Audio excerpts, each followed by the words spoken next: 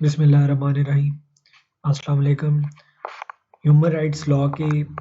अंदर आज हमारा जो कन्वेंशन हमने कवर करना है वो CAT है, convention against torture, United nation convention against torture.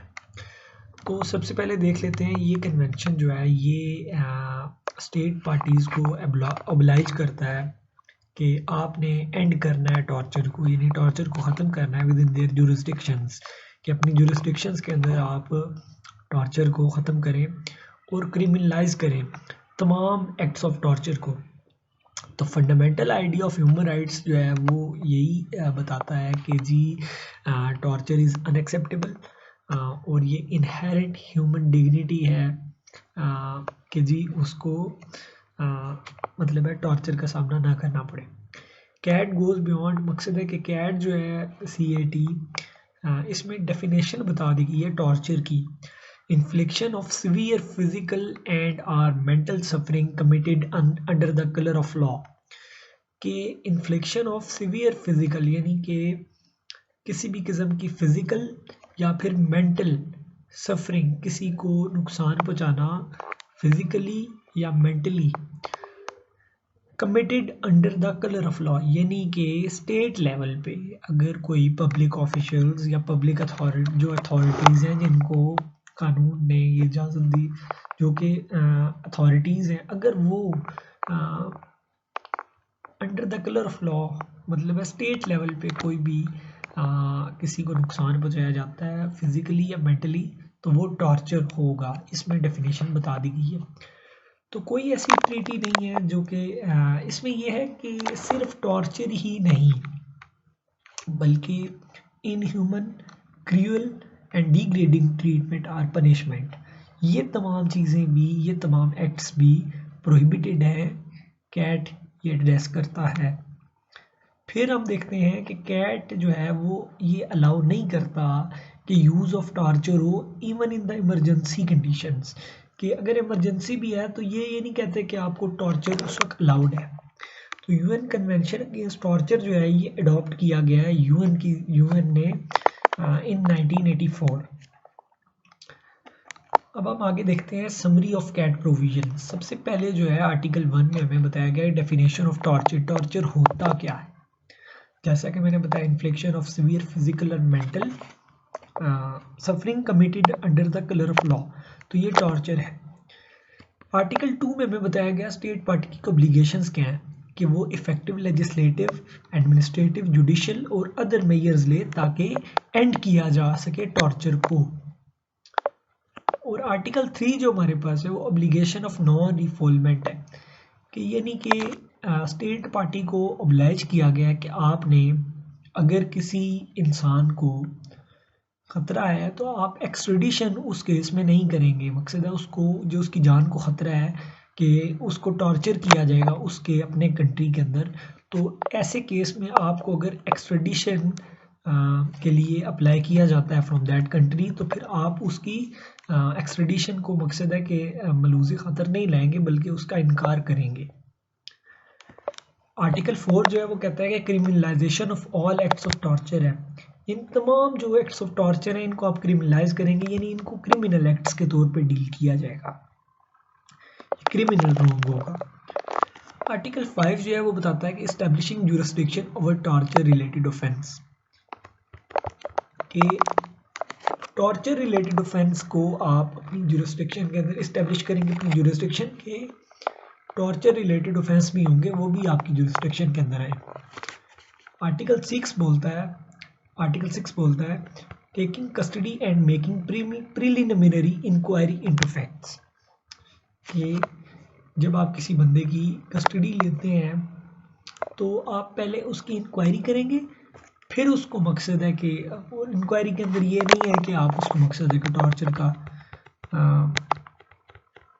सामना मकसद है करना पड़े उसको, या उसको निशाना टॉर्चर का नहीं बनाएंगे। आर्टिकल 7 जो है वो submission of case of torture for prosecution, कि अगर कोई टॉर्चर का केस हो जाता है तो फिर उसकी प्रोसिक्यूशन की जाएगी। आर्टिकल 8 बोलता है हमारे पास एक्सट्रेडिशन। एक्सट्रेडिशन वही चीज़ है कि ये जो हम आगे भी बयान करेंगे। एक्सट्रेडिशन ये है कि एक फॉर्मल तरीका होता है जिसके ज़रिए एक कंट्री दूसरे कंट्री को कहता है कि आप फलां इंडिविजुअल को सरेंडर करें ताकि हम उसकी या तो प्रोसिक्यूशन कर सकें या फिर उसको पनिशमेंट दे सकें, क्योंकि अगर उसने कोई कमिट मकसद है कि किसी भी क्राइम में अगर वो इन्वॉल्व है तो फिर वो उसको दूसरे कंट्री को, अगर मकसद है किसी कंट्री के अंदर उसने कोई क्राइम कमिट किया है तो उस कंट्री को फिर वो इंसान देना पड़ता है, यानी कि उस इंसान को उस कंट्री के हवाले करना पड़ता है। तो आर्टिकल 9 जो है supply of evidence and mutual judicial assistance. Article 10 बोलता है कि हमें ट्रेन करना है अपने लॉ इन्फोर्समेंट पर्सनल्स को, या फिर और ये जितने इसमें लिखे हुए हैं सिविल और military, medical personnels, public officials या फिर अदर पर्सन्स जो कि इन्वॉल्व हों इन कस्टडी, यानी कि उनको ट्रेन करना है कि इंटरोगेशन कैसे करनी है, उसके साथ ट्रीटमेंट किसी बंदे के साथ कैसे करना है, कि अगर उसको आपने अरेस्ट किया है या डिटेंशन उसकी की है या इम्प्रिजनमेंट हुई है उसको बंदे को, उसके साथ आपने इंटरोगेशन कैसे करनी है, उनको ट्रेन किया जाएगा। ये आर्टिकल 10 बोलता है। अब एक्सट्रेडिशन की वही डेफिनेशन लिखी हुई है जो मैंने पहले बयान की है, और इसके अंदर ये लिखा हुआ है आखिरी लाइन जो है, it should be noted it extend to the prohibition where there is a risk of torture not inhuman treatment. कि आर्टिकल 3 में जो ऑब्लिगेशन ऑफ नॉन रिफोलमेंट थी कि आपने किसी ऐसे बंदे को एक्सट्राडाइट नहीं करना जिसको ये आपको ख़तरा हो कि भाई इसको इसके मुल्क में या जो मुल्क एक्सट्राडिशन के लिए डिमांड कर रहा है उस मुल्क में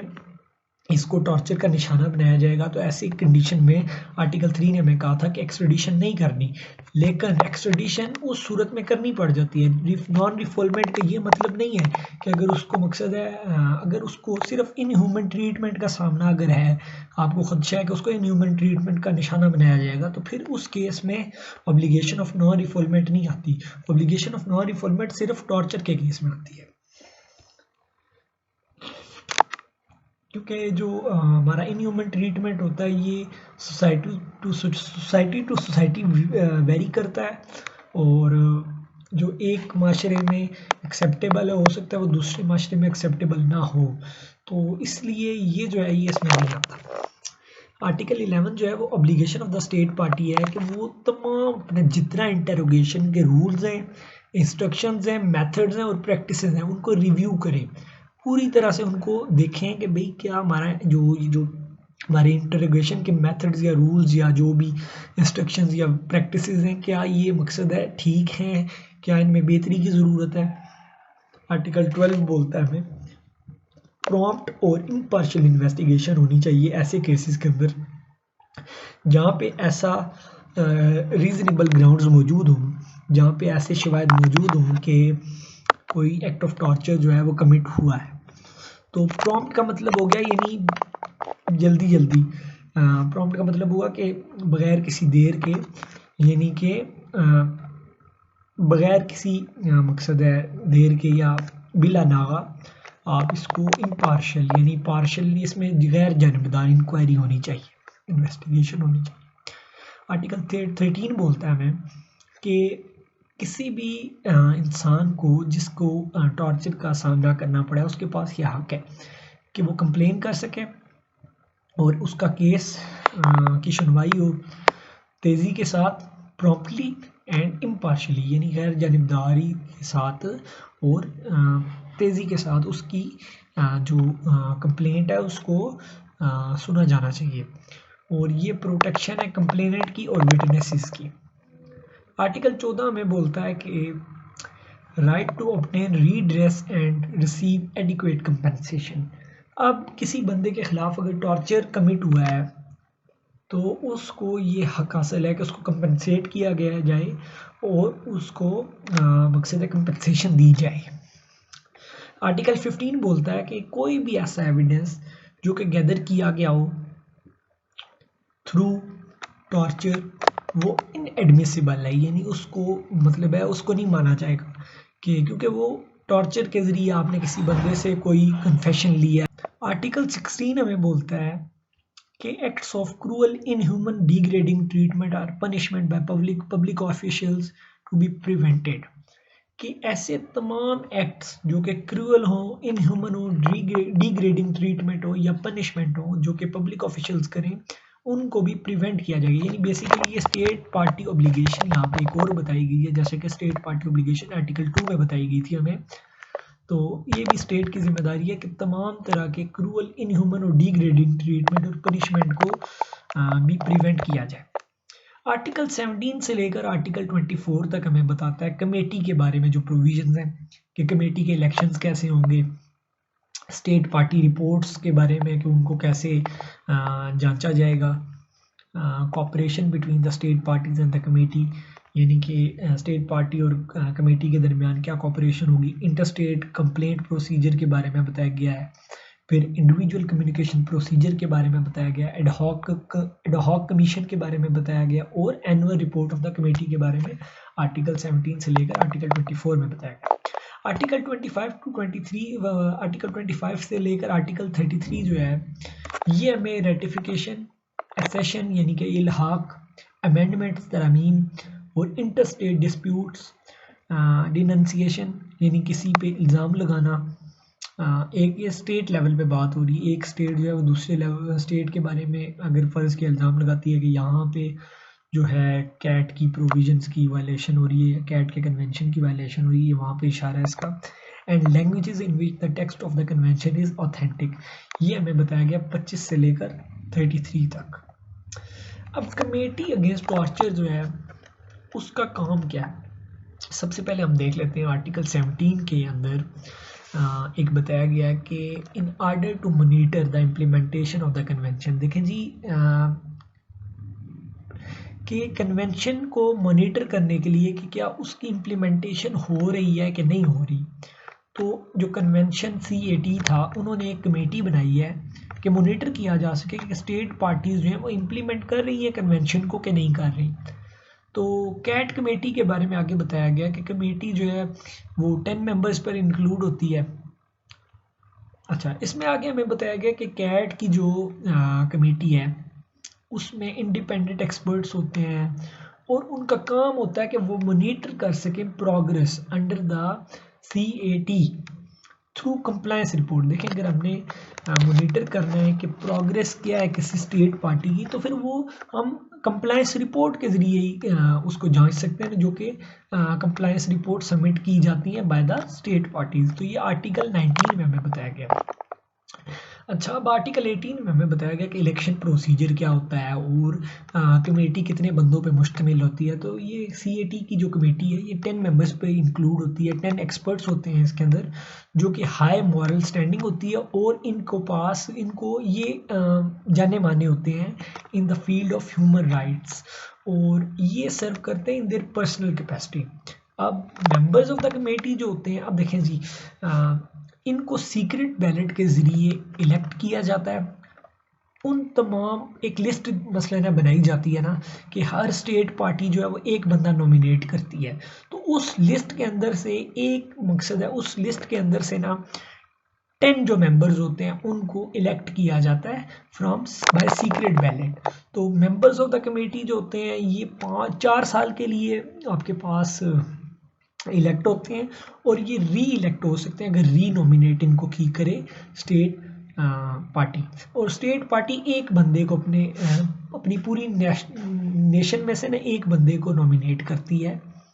तो ये इसके अंदर आर्टिकल 18 के अंदर बताया गया। और हमें पता है कि कमेटी कोई भी हो, किसी भी कन्वेंशन की हो, तो उसका एक मकसद तो ज़रूर होता है कि वो जनरल रिकमेंडेशंस दे या जनरल कमेंट्स दे। तो जनरल कमेंट्स बेसिकली जो होते हैं वो यहाँ पे लिखा है the general comments intended to serve as authoritative guide for state in implementing and interpreting the convention. ये जो जनरल कमेंट्स होते हैं they are intended to serve as authoritative, यानी कि ये हुक्म के ज़ुमरे में आ जाता है कि ये एक किस्म की गाइड्स होती हैं फॉर द स्टेट्स कि वो कैसे इम्प्लीमेंट करें और इंटरप्रेट करें कन्वेंशन को। तो जो दो बहुत प्रेसिंग इश्यूज सामने आ रहे हैं, जो प्रेसिंग इश्यूज सामने आ रहे हैं कमेटी के पिछले कुछ अरसे में, वो हैं एक तो रिफॉर्मेट ऑफ द पर्सन्स, जो कि आपके जिनको सोचा जा रहा है कि मतलब है 2 इश्यूज सामने आ रहे हैं पिछले कुछ अरसे से कमेटी के सामने। वो है कि refoulement of person where such persons are thought to be involve in terrorist activities, कि अगर किसी बंदे को शुबा भी है ना उस पर कि भाई ये टेररिस्ट एक्टिविटीज़ में शामिल है, तो उसकी रिफॉल्वमेंट जो है वो जो है ये एक बहुत बड़ा इशू है जो कि कैट कमेटी के सामने आ रहा है कि एक जो मुल्क है वो दूसरे को कहता है कि भाई ये फ़लाँ बंदा जो है ये टेररिस्ट एक्टिविटीज़ में इन्वॉल्व है, और अभी मकसद है उसके ऊपर शुभ आई है, यानी कोई उस पर प्रूव नहीं भी होता तब भी वो कहते हैं कि भाई रिफॉल्वमेंट करें इसको, मकसद है वापस भेजें या इसको हमारे हवाले कर दें। तो detention of suspects in certain conditions, ये भी एक मसला सामने आ रहा है। अब ऑप्शनल प्रोटोकॉल की अगर बात करें तो इस कन्वेंशन के अंदर एक ऑप्शनल प्रोटोकॉल भी है, और ये ऑप्शनल प्रोटोकॉल जो था ये 2002 में यूएन जनरल असेंबली ने अडॉप्ट किया। ये जो ऑप्शनल प्रोटोकॉल है ये आर्टिकल 2 और आर्टिकल 16 की बुनियाद पर बना है, जो कि ऑब्लाइज करते हैं स्टेट पार्टीज़ को इफेक्टिव लेजिस्लेटिव, एडमिनिस्ट्रेटिव और जुडिशल मेजर्स लें ताकि प्रिवेंट किया जा सके एक्ट ऑफ टॉर्चर को, क्रूअल, इनह्यूमन और डिग्रेडिंग ट्रीटमेंट और पनिशमेंट को प्रिवेंट किया जा सके। तो ये जो है उसकी बुनियाद पर ऑप्शनल प्रोटोकॉल बना है, उन 2 आर्टिकल्स की बुनियाद पर। तो इसके अंदर ये भी बताया गया कि ऑप्शनल प्रोटोकॉल जो इस्टेब्लिश हुआ है, जो ऑप्शनल प्रोटोकॉल है वो ये मकसद है एक चीज़ बुनियाद उसकी फराम करता है कि रेगुलर विजिट्स होंगे ऐसी प्लेसेस के जहाँ पे लगे कि लोगों को उनकी आज़ादी से महरूम किया जा रहा है या उन पे टॉर्चर किया जा रहा है। और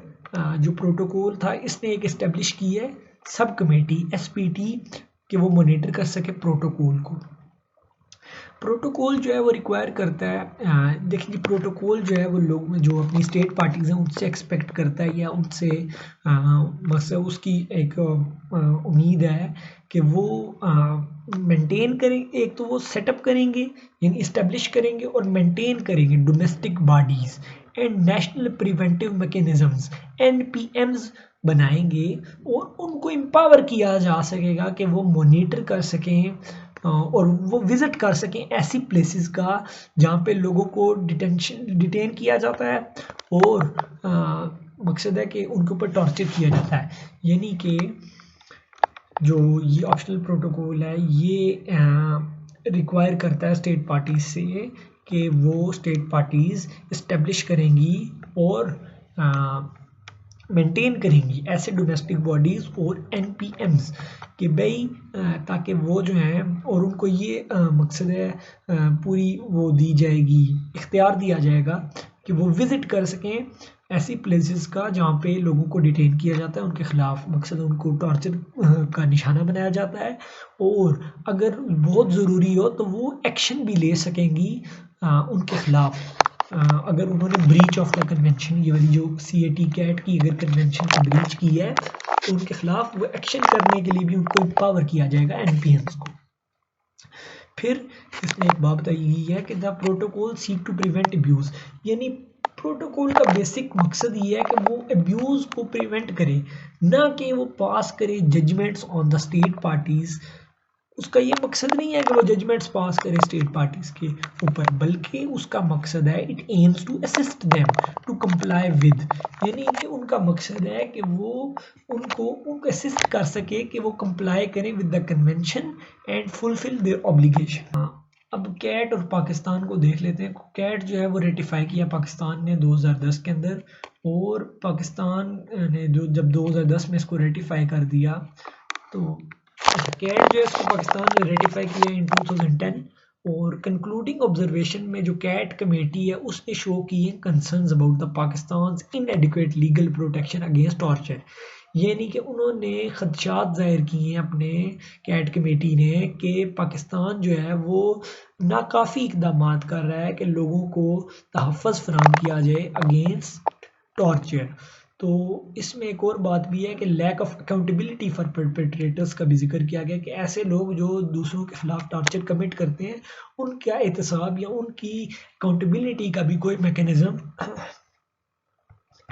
यानी कि उनकी अकाउंटेबिलिटी और उनके एहतसाब का भी कोई मैकेनिज्म जो है वो भी नहीं है। उन्होंने इसके ऊपर भी कंसर्न शो किए हैं कैट कमेटी ने।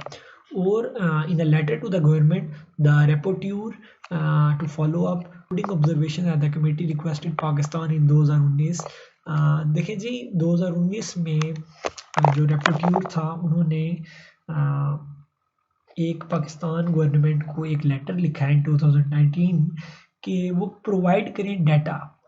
किस चीज़ का डाटा कि प्रोसिक्यूशन कितनी हुई है, कन्विक्शन कितनी हुई है और सेंटेंसेस कितने हुए हैं ऐसे ऑफेंसेस के that are related to torture और अदर इल ट्रीटमेंट, जैसा कि क्रूअल, इनह्यूमन और डिग्रेडिंग ट्रीटमेंट और पनिशमेंट के बारे में। तो उनके बारे में आप हमें डाटा फराहम करो। ये 2019 में एक लेटर में द स्पेशल रेप्यूटर जो था उन्होंने पाकिस्तान को रिक्वेस्ट किया है कि भाई आप हमें डाटा प्रोवाइड करो। तो लेटर के अंदर उन्होंने और भी रिग्रेट्स, अफसोस का इजहार किया कि पाकिस्तान ने कोई ऐसा प्लान ऑफ एक्शन नहीं बताया कि वो कैसे इम्प्लीमेंट करेगा कमेटीज अदर रिकमेंडेशंस को। तो 2020 की बात करें तो number of human rights experts जो हैं और स्पेशल रिप्यूटर भी इसमें इंक्लूड है on torture and other cruel, inhuman और डिग्रेडिंग ट्रीटमेंट एंड पनिशमेंट, ये दोनों इंक्लूड थे। यानी जो आपके एक्सपर्ट्स भी थे और स्पेशल रिप्यूटर भी शामिल थे। उन्होंने एक्सप्रेस किए हैं कंसर्न्स कि पाकिस्तान के अंदर ये जो लानत है, स्कर्ज है of enforce disappearances and torture in Pakistan, कि ये जो एक इन्फोर्स डिसअपीयरेंसेस की लानत है और टॉर्चर जो है पाकिस्तान के अंदर, इनके बारे में उन्होंने कंसर्न शो किए 2020 के अंदर। अच्छा, पाकिस्तान ने अलबत्ता एक ऐसा इकदाम किया, अच्छा इकदाम किया है कि जो भी अक्टूबर में 2022 में इन्होंने torture and custodial death prevention and punishment act 2022 इन्होंने जो अपना पास किया बिल, तो इसके ज़रिए जो आपका कैट के अंदर जो प्रोविजंस थी ना उनको डोमेस्टिक लीगल फ्रेमवर्क में लाया गया है। तो ये इंसिडेंट ऑफ अब्यूज़ का जिक्र है कि भाई जो आपके पास पहली बात तो है कि कोई क्रेडिबल डाटा नहीं मौजूद कि कस्टोडियल डेथ कितनी होती है पाकिस्तान में, टॉर्चर केसेस क्या हैं, क्योंकि ये एक पाकिस्तान में पुलिस कल्चर है ना कि भाई टॉर्चर के ज़रिए एविडेंस या इन्वेस्टिगेशन होती है। तो इसके अंदर ये है कि ये नहीं है कि ये कोई पाकिस्तान के अंदर ये जो मुराद है कि ये कोई लास्ट एक आखिरी मकसद है कदम हो के टॉर्चर कि जिसके ज़रिए एविडेंस को कलेक्ट किया जाए, बल्कि ये पहला ये कदम होता है जिसके ज़रिए टॉर्चर के ज़रिए हम इन्वेस्टिगेशन का आगाज़ करते हैं। तो there are regular reports of torture including rape of women in custody. Salauddin Ayubi arrested for theft died in police custody. His family said he had a mental health condition. A forensic report confirmed that he had been severely beaten. ये नहीं कि पाकिस्तान में ये हर रोज़ की बात है कि भाई जो टॉर्चर वगैरह के ज़रिए लोगों को एविडेंस कलेक्ट करना और इस तरह की बातें पुलिस कस्टडी के अंदर। ह्यूमन राइट्स वॉच जो है उन्होंने भी ये बात का जिक्र किया है कि members of the marginalised communities वो ख़ास करके एक रिस्क में है ऑफ द पुलिस अब्यूज़। तो इसके अंदर बहुत सारे मेथड्स होते हैं टॉर्चर के, जैसा कि लोगों को लेदर स्टेप से मारना, उनकी लेग्स को क्रश कर देना with metal rods, sexual violence होगी, प्रोलॉन्ग स्लीप डिप्रिवेशंस, लोगों को सोने नहीं देते, और मेंटल एंग्विश और मुख्तलिफ़ किस्म के मकसद हैं इनके पास, हरबे होते हैं और तरीके होते हैं जिसके ज़रिए वो टॉर्चर करते हैं। और इसमें ये भी है कि डिटेनीज़ को मजबूर किया जाता है कि वो देखें दूसरे बंदों को टॉर्चर होते हुए, ये एक मेंटल एक किस्म का टॉर्चर हुआ ना। तो अब हम देखते हैं कि domestic legislations pertaining to CAT granted rights. देखिए जी आर्टिकल 14 ऑफ द कॉन्स्टिट्यूशन ये हमें बता रहा है कि जी inviolability of dignity of man है ना, कि हर बंदे की एक इज़्ज़त नफ्स है और उसको मजबूर नहीं करना।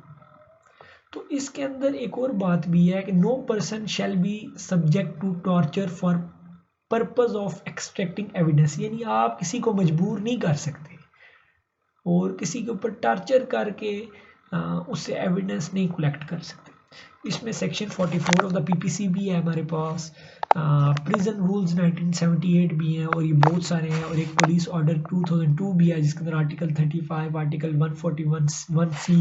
Article 114 sub section 1 clause C, article 114 sub section 2 और आर्टिकल 156 सब सेक्शन D। ठीक है जी, आज का हमारा जो लेक्चर था ये कैट का कन्वेंशन अगेंस्ट टॉर्चर का, ये कंप्लीट हो जाता है। उम्मीद है कि आप लोगों को ये लेक्चर समझ आया होगा। आपकी समर्थों का बहुत शुक्रिया। अल्लाह हाफ़िज़।